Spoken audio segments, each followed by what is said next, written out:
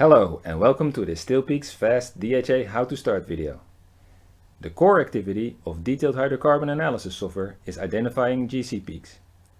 StillPeaks Fast DHA is powered by Virtual GC, which dynamically generates COVADS index data and paraffin retention times for the DHA. Virtual GC depends on the TPGC method applied, just like an actual GC. Therefore, it's important to, prior to using the DHA software, you set the default settings in Virtual GC. Go to the Method tab and hit the Default button to open Virtual GC and set your default settings. We recommend the predefined 5.8 minute DHA to D86 method, but you're free to experiment with other predefined methods or differ the settings. The settings of Virtual GC and your real GC must match the temperature program, the column diameter, the methane time. Other settings might differ, so as film thickness, the length and the inlet pressure. When ready, hit the Save TPGC method and COVADS data. Further information about Virtual GC will be a subject in another video. For now, you can close Virtual GC to return to the DHA. Altogether, StillPeaks DHA in combination with Virtual GC identify peaks in 3 steps. First, it identifies all peaks bigger than 2% by shortlist, then peak pattern recognition is applied, and the remaining symmetrical peaks are identified based on TPGC COVADS indices. Now let us browse to some samples. I have some test samples over here. Yes. If you open a sequence not opened with StillPeaks DHA before, the DHA will use the default settings from Virtual GC. And StillPeaks DHA runs either on measured alkanes or on calculated alkanes when no measured alkane file is recognized in the open sequence. In this sequence, an N-paraffin file is recognized and therefore runs in measured mode. Switching between measured and calculated is fairly easy.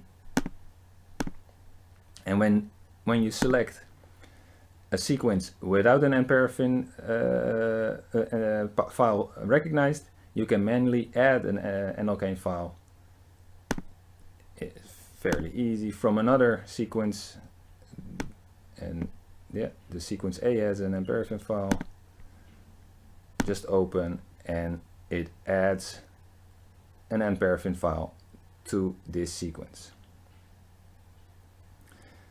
Now let us quickly go over all the information on your screen.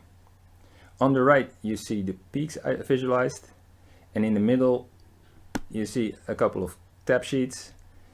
The first one is the input from your GC, the DHA report, a top list of peaks bigger than 2%, a peak ID tab visualizes the pattern recognition, the Piona, the streams, sample analysis including a ghost peak suppression setting, and the method tab showing the Virtual GC settings.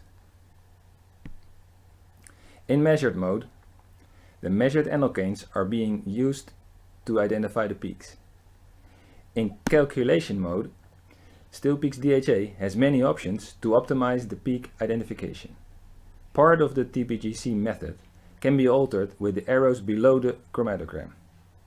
The methane time, change the methane time with the up and down button if the N-butane is misidentified. Change film thickness if A9 benzenes are missed. Let me just, for this example, change something. When the changes are satisfying or not, just hit the click OK or cancel. Either way, the set points will be applied to all samples in the sequence. The DHA shows the consequences of the changes during a quick recalculation.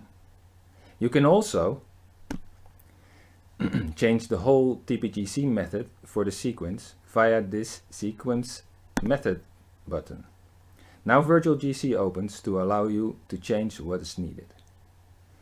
Click the Save and Close button to apply your changes.